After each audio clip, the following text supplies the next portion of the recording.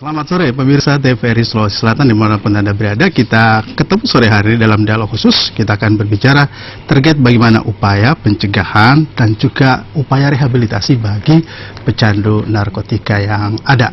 Tentu menjadi korban yang harus kita selamatkan dan kita rehabilitasi untuk bisa kembali dapat hidup seperti sedia kala yang bebas dari narkotika. Angka-angka pengguna dan pecandu narkotika juga memang cukup memprihatinkan di tengah keterbukaan informasi. Kita lihat bagaimana angkanya terus bertambah, sejauh juga upaya pencegahan yang kita lakukan. Tentu menjadi penting bagaimana para korban, para pecandu ini untuk dapat direhabilitasi. Nah, pertanyaannya kita, apakah upaya-upaya rehabilitasi ini bisa kita maksimalkan dengan fasilitas-fasilitas yang ada, serta apa upaya-upaya secara sinergi antara BN, Badan Narkotika Provinsi dan juga pemerintah daerah. Kita akan bicarakan dialog khusus sore hari ini. Kami mengundang Wakil Gubernur Provinsi Sulawesi Selatan, Bapak Insinyur Agus Arifin Umang. Selamat sore, Pak Wagub. Terima kasih hadir, Pak Wagub. Kemudian kami juga mengundang Kepala BNN Provinsi Sulawesi Selatan, ada Pak Kombes Pol Richard Nainggolan. Pak Richard, selamat sore. Selamat sore. Kabar baik, Pak Richard? Baik-baik. Pak Richard dulu ini, kalau kita melihat angka untuk yang bisa kita rehabilitasi dalam update terkini di Sulawesi Selatan, kisarannya itu ditangani oleh siapa saja nih Pak Richard? Iya, untuk Sulawesi Selatan dari data yang ada, jumlah penyalahguna narkoba di Sulawesi Selatan ini adalah sebanyak 115.056 orang. Dari 115.056 orang, ini juga terdiri dari beberapa kelompok, ya, beberapa kriteria. Yang pertama itu adalah yang hanya coba-coba pakai, kemudian yang teratur pakai. Di sini juga ada yang pengguna jarum suntik, dan juga ada yang memang dia sudah ketergantungan. Nah, tentu dari angka 115.056 orang ini sebenarnya hanya sebagian sekitar 30.000. 30.000 yang perlu sebenarnya dirawat inap. Jadi tidak semuanya harus dilakukan rehabilitasi dengan rawat inap. Oke, kalau 30.000 yang bisa atau perlu dirawat inap, apakah 30.000 ini dalam keadaan termonitor, terdeteksi, atau dalam hal yang sudah terlaporkan gitu? Ya, ini yang ada di masyarakat. Nah, tentunya disinilah pemerintah telah membuat suatu regulasi, aturan yang memang tujuannya adalah bagaimana supaya kita dapat menyadarkan, menumbuhkan kesadaran dari masyarakat yang pengguna narkoba ini untuk mau melaporkan diri, yaitu dengan peraturan pemerintah nomor 25 tahun 2011. Dengan peraturan pemerintah nomor 25 ini diharapkan keluarga ataupun masyarakat yang sudah terlanjur terjerumus menggunakan narkoba tadi mau melaporkan diri. Nah, sehingga dengan diketahuinya ataupun mereka melaporkan diri, nantinya mereka kan bisa kita rehab. Ya, artinya sukarela ataupun dekriminalisasi itu akan membuat para pecandu ini mudah untuk direhabilitasi. Problemnya kalau 30.000, anggaplah setengahnya saja ya. Secara sukarela melaporkan, upaya BNN menangkap, upaya Satuan Narkotika menangkap, ruang untuk merehab itu cukup nggak kita di Sulawesi Selatan? Iya, memang secara real ya itu tidak cukup kalau kita melihat hanya pada lembaga yang memang saat ini fokus ataupun menangani rehabilitasi ini.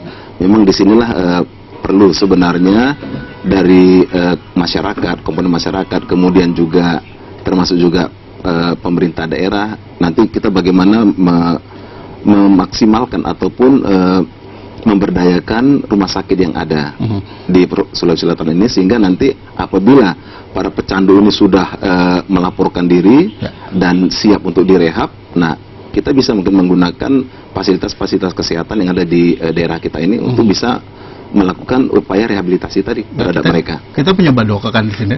Badoka ini itu kalau Badoka untuk satu satuan periode ataukah kapasitas berapa yang bisa direhab? Hanya 150 orang. 150 orang, dan itu kurun waktu panjang gitu Pak ya? Memang blueprint dalam rehabilitasi ini selama 6 bulan. Tetapi sebenarnya masih juga tergantung daripada hasil asesmen yang dilakukan kepada calon residen ini, sehingga diketahui gradasi ketergantungannya. Nah, tentu berbeda-beda, berbeda-beda penanganan terhadap residen tergantung daripada gradasi ketergantungan yang bersangkutan. Apakah memungkinkan fasilitas kesehatan yang ada di kabupaten kota, di provinsi untuk juga bisa terlibat dalam persoalan rehabilitasi ini? Sebenarnya memungkinkan. Ini kita melihat sekarang ini BNN sendiri sudah berupaya melakukan langkah-langkah untuk memberikan peningkatan kemampuan, yang memberikan pelatihan-pelatihan TOT kepada dokter-dokter di daerah, diundang ke BNN untuk nantinya bisa melakukan upaya rehabilitasi kepada pecandu narkotika. Ya, ini sudah dilakukan. Nah, memang nanti harapannya ke depan puskesmas, rumah sakit yang ada juga bisa melakukan tindakan rehabilitasi tadi.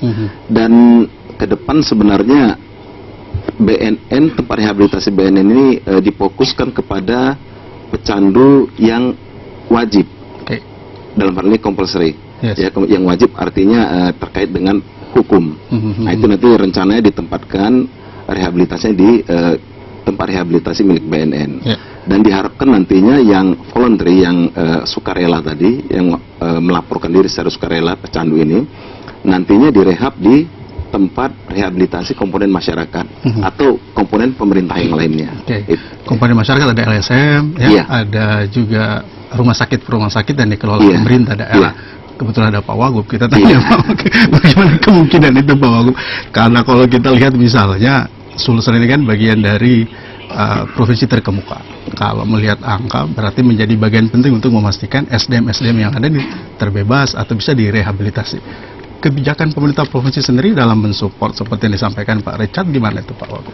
Jadi sebenarnya saya mau ke belakang dulu terkait dengan penanganan narkotika ini. Sebenarnya Sulawesi Selatan ini adalah salah satu provinsi yang lebih awal ya. Bahkan kalau tidak salah tahun 2008 kita yang pertama di dalam perangkat SKPD provinsi itu Biro Bina Nafsa dan HIV itu kita provinsi yang pertama.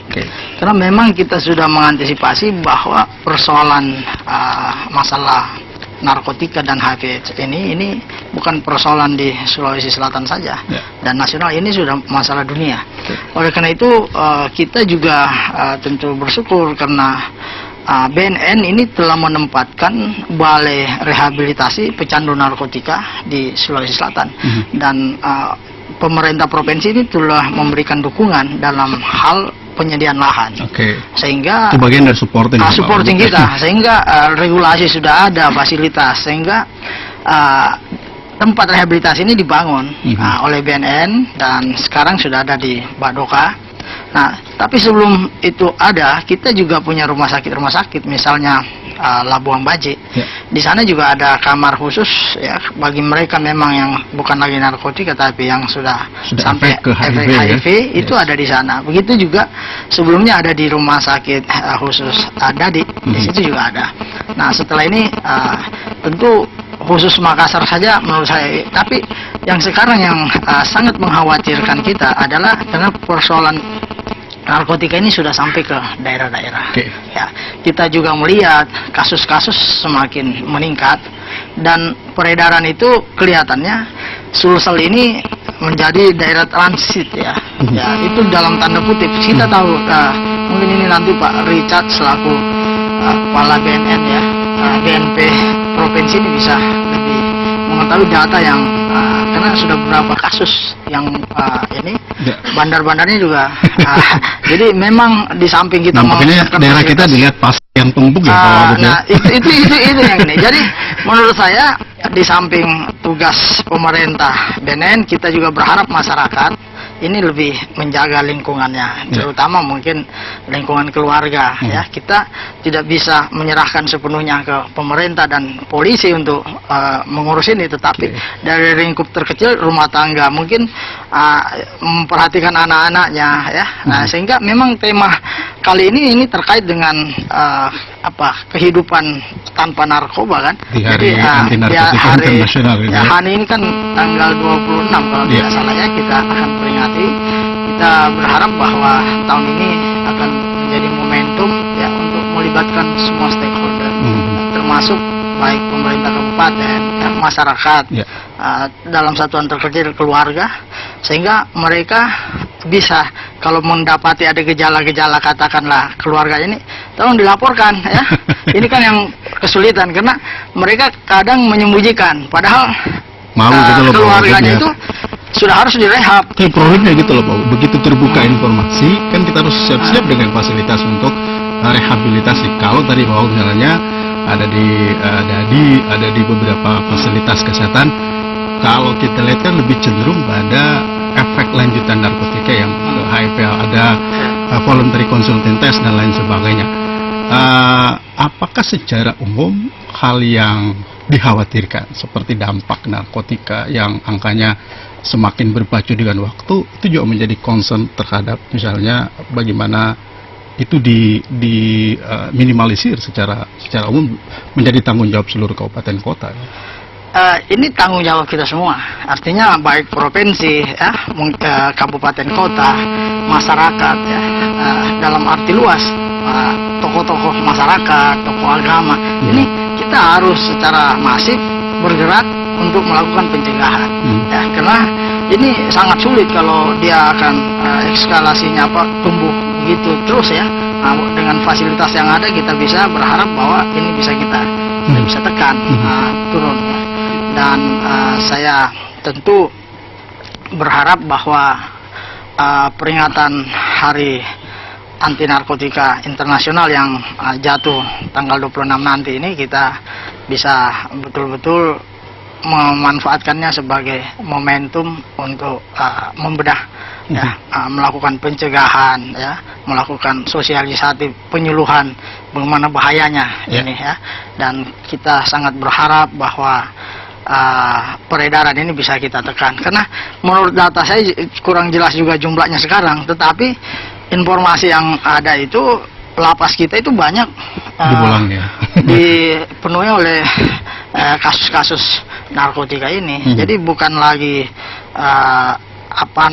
remaja, anak-anak juga, semua segmen sudah termasuk orang tua tanpa melihat, ada mungkin pegawai, ada ini. Jadi ini menurut saya ini harus kita cegah. Oke, baik Pak Richard, kalau dari sisi kebutuhan rehabilitasi sendiri dari segala segmen ini, keinginannya misalnya yang bisa ditangani oleh rumah sakit, puskesmas, tentu kategorinya berbeda-beda. Supporting apa yang bisa membuat model-model rehab yang menjadi kerjasama itu bisa menjadi maksimal begitu? Iya, tentu di sini sebelum dilakukan menentukan apakah direhab. Kalau kita berbicara rehabilitasi ini sebenarnya BNN menempatkan ada tiga metode. Yang pertama itu adalah konseling, guidance and counseling, kemudian kedua rawat jalan, dan yang ketiganya adalah rawat inap. Dan ada satu lagi, keempat, pasca rehabilitasi. Dan ini harus secara komprehensif memang dengan pasca rehabilitasi ini, karena residen atau pecandu yang kita rehab juga kalau tidak diperhatikan atau tidak diberikan kegiatan ataupun keterampilan melalui pasca rehabilitasi tadi, mungkin akan sulit, dia akan bisa bertahan, tidak rileks. Yang kerjasama kehutanan Unhas di itu ya, salah satu yang sudah dilakukan oleh BNN dengan support juga oleh pemerintah daerah provinsi. Nah, di sini tentunya asesmen yang harus dilakukan lebih dulu kepada pengguna narkoba ini. Nah, untuk dapat menentukan apakah dia ini hanya penggunaannya hanya rekreasional saja atau situasional, atau dia sudah teratur pakai, atau memang sudah sangat ketergantungan. Nah, tentu di sini bisa misalnya seperti puskesmas. Nanti sudah beberapa dokter juga yang kita lakukan pelatihan TOT di Jakarta untuk bisa melakukan guidance and counseling, guidance and counseling, termasuk pembinaan kepada pecandu yang memang dia masih tahap pemula atau coba-coba pakai atau hanya pemakai situasional saja. Nah, tentu ini sebenarnya tidak memerlukan rawat inap, tempat yang khusus, dengan kunjungan saja. Kemudian bisa juga puskesmas itu kita gunakan juga untuk rawat jalannya. hampir sama dengan kunjungan tadi ya, konseling tadi. Dan memang yang menjadi permasalahan adalah bagi pecandu yang memang sudah ketergantungan. Ya sudah ketergantungan dan ini memang harus rawat inap. Nah di sini memang kalau untuk di Sulawesi Selatan disampaikan oleh Pak Wagub tadi sudah rumah sakit Dadi sudah menempatkan. Ya memang kita berharap juga semua daerah seharusnya karena kalau kita melihat jumlah penyalahguna yang ada, kalau mereka sekarang saja sudah waiting list. Nah kita waiting list di Badoka itu. Jadi banyak masyarakat sudah mulai tumbuh kesadarannya sehingga melaporkan diri, termasuk keluarganya dilaporkannya, tetapi agak kewalahan juga gitu. Yang mau waiting list, iya seluruhnya. Sudah.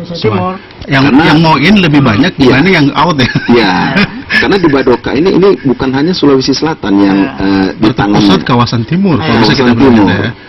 Jadi sampai ke Papua sana bahkan mengirimkan residen ke sini juga. Karena sebelumnya di Lido ya Pak? Iya, ada di Bandung. Nah Pak Wagub, kalau misalnya concern kita terkait bahwa ini sudah hampir merata di berbagai kabupaten, tentu secara umum ada tanggung jawab pemerintah kota kabupaten yang mau menyadari bahwa ada fasilitas kesehatan yang penting yang harus dilengkapi ya, daripada bertumpu di sini kemudian juga di BNN. Nah secara koordinasi untuk pemerintah provinsi dalam kabupaten kota dalam problem ini memastikan itu menjadi concern dari pemerintah kabupaten kota seperti apa itu Pak? Jadi begini, sebenarnya sejak tahun 2011 sebelumnya itu sebenarnya ketua BNP itu wakil gubernur Melekat. Nah sekarang sudah ada Pak Richard ini ketua BNP provinsi. Saya tinggal mengikuti karena di dalam struktur SKPD kami ada Biro Nafsa ini yang kita beri anggaran untuk melakukan supporting terhadap kegiatan-kegiatan untuk pencegahan penyalahgunaan narkotika dan obat terlarang ini. Nah, juga beberapa rumah sakit kita siapkan fasilitas di samping tempat rehabilitasi di Badoka itu. Nah, kalau menurut saya yang sangat perlu sekarang ini adalah bagaimana kita mencegah peningkatan obat-obat yang masuk ke Sulawesi Selatan ini, narkotika. Nah, karena jangan hasilnya ini lebih kita cegah lebih awal ya. Oleh karena itu ini kerjasama semua pihak ya. Di mana titik-titik mereka masuk barang ini yang haram ini yang harus menurut saya harus diperketat. Apalagi saya dengar ada masuk dari lewat laut, lewat mana ini yang mungkin nanti suatu saat kita BNN, BNP ya, kita akan coba mengatasi ini. Karena kalau kita lihat sekarang ini sangat berbahaya ya Pak Richard ya, karena ini kan bisa pemakainya semakin banyak. Nah itu tadi disampaikan sekitar 30.000 ya. Nah kalau kita sudah lihat sekarang yang sudah pada tahap korbannya itu ya HIV/AIDS itu sekitar 8.000 lebih. Nah itu yang HIV/AIDS itu HIV-nya sekitar 5.000 lebih dan yang AIDS-nya sekitar 2.800. Nah ini sudah sembuh ini. Kalau yang tadi yang masih di Badoka itu kan yang masih bisa kita sembuhkan. Kalau ini ya tinggal bagaimana. Artinya sebuah gerakan bersama kan sangat disadarin. Kalau provinsi kita punya Biro Bina Nafsa untuk penganggaran provinsi ke kabupaten kota kan menjadi bagian penting juga untuk memastikan. Nah, misalnya partisipatif itu yang concern yang bisa berbeda-beda mungkin. Di sini di kabupaten juga ini kan belum merata Pak ya. Masih ada beberapa kabupaten yang memang belum ada BNK-nya ya.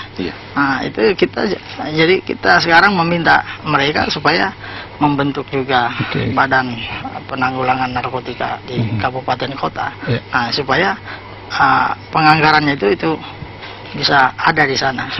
Kalau kami ini kan termasuk kita anggarkan untuk tes urin semua ya, itu ada di kami, tapi itu juga terbatas.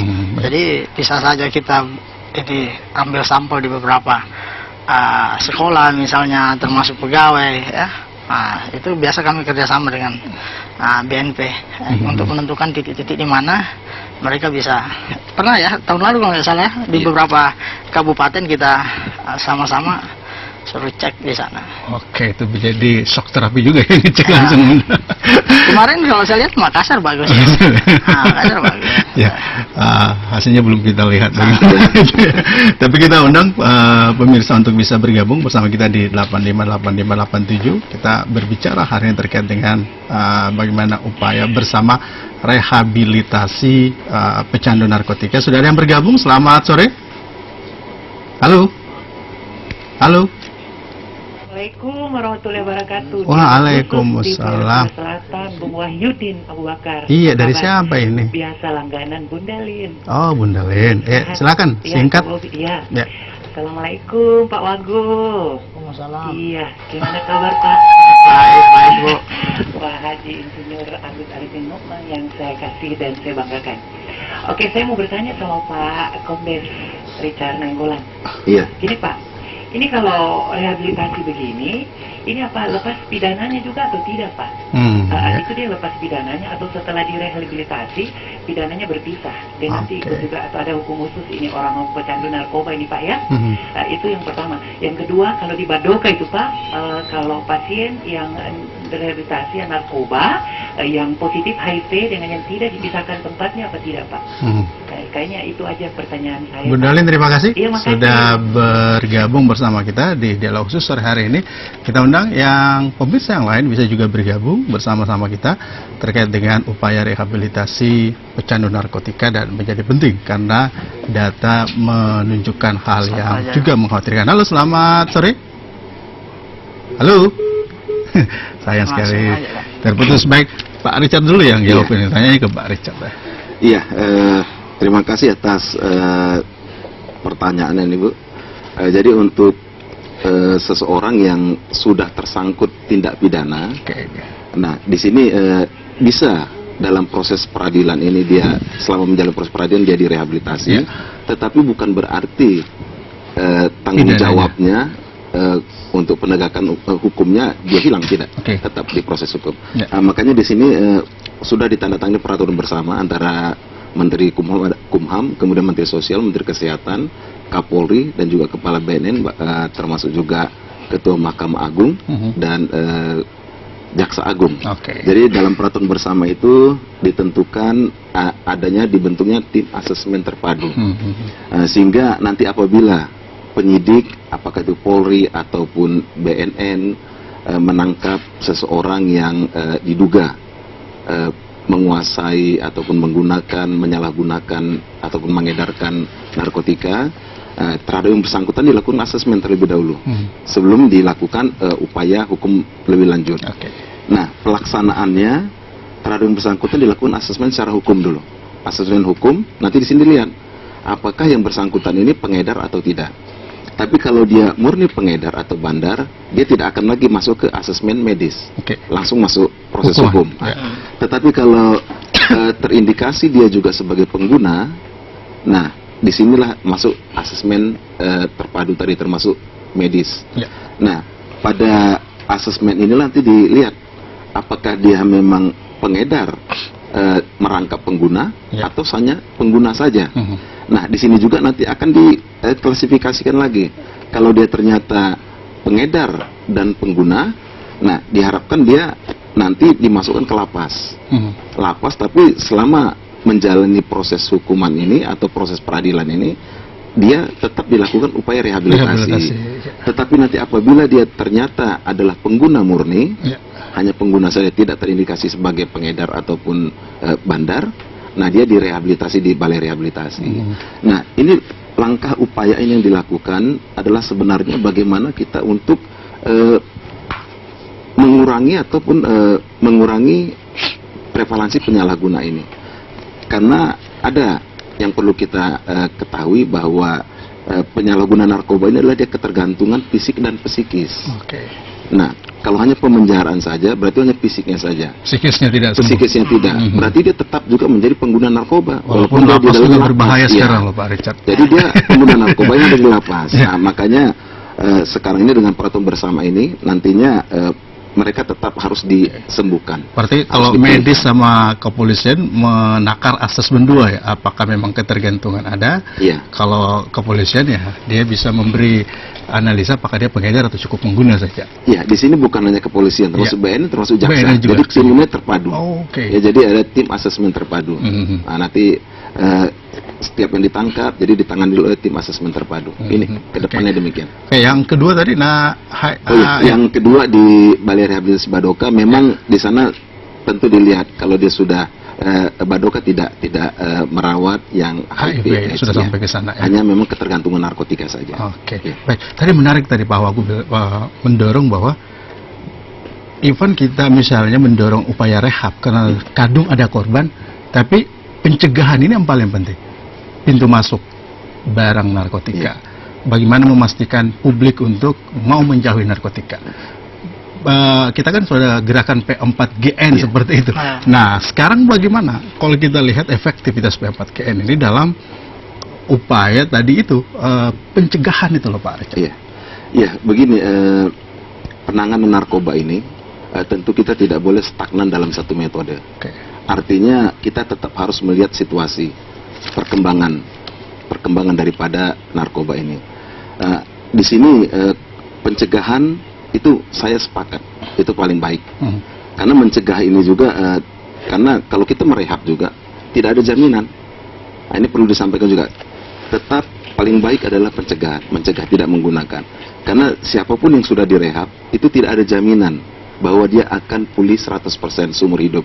Makanya selalu kita katakan bahwa rehabilitasi kepada pengguna narkoba adalah rehabilitasi seumur hidup.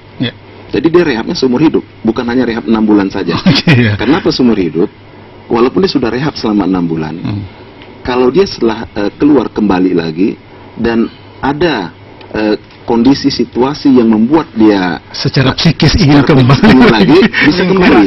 Jadi artinya memang seumur hidup dia harus direhab. Rehab ini dengan konseling, dengan bimbingan keluarga, orang tuanya, mungkin istri, suaminya, anaknya juga terus membimbingnya supaya dia tidak kembali atau relapse. Nah, itulah tetap yang paling efektif adalah pencegahan.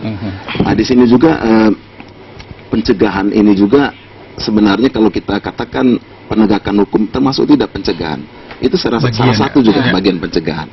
Rehabilitasi termasuk tidak pencegahan, termasuk pencegahan juga. Jadi, simultan gitu ya? Iya, simultan antara rehab, penegakan hukum. Karena kalau penegakan hukum yang kuat, orang akan takut melakukan. Berarti kan tercegah juga. Rehabilitasi yang bagus juga, kan orang tercegah juga. Karena dia akan cerita kepada keluarga, jangan seperti saya ini susah. Kan gitu. Jadi, itu juga termasuk juga. Selain memang upaya pencegahan yang secara langsung ya, demikian. Baik, kekuatan pencegahan yang efektif sebenarnya kalau kita melihat kekuatan birokrasi kita dari pemerintah kan mulai dari sekolah bisa, aparat bisa, dan lain sebagainya. Bagaimana mengefektifkan semua itu, Pak? Jadi sebenarnya kalau pemerintah ini kan sudah berjalan. Nah, sekarang yang kita berharap tentu katakanlah masyarakat tadi udah disinggung dari awal, keluarga, ya, rumah tangga. Nah, juga mantan pengguna. Ini lebih efektif kalau kita dengan LSM ya, yang bergerak di bidang pemerhati narkotika dan HIV/AIDS ini juga memang ada yang dukungan sebaya begitu ya Pak Wagub. Ini yang menceritakan bahwa kamu jangan menggunakan, cukuplah kami yang seperti ini. Jadi tadi sejalan yang disampaikan Pak Nainggolan bahwa Pak Richard bahwa ini sama-sama kita, baik yang tidak terkena, aparat pemerintah, masyarakat, LSM, semua ini harus sama-sama bersinergi melakukan pencegahan, penanganan, ya, sampai tadi ada penegakan hukum. Ini juga yang memang harus kita lakukan. Nah, di provinsi ada kayak Balata itu ya, itu binaan kalau tidak salah dinas kesehatan yang ada support tim dukungan sebaya yang mantan pecandu dijadikan seperti relawan lah begitu untuk aktif mengkonseling dan lain sebagainya. Demi untuk menyelamatkan anak bangsa, bersama kita mencegah dan memberantas penyalahgunaan dan peredaran gelap narkoba.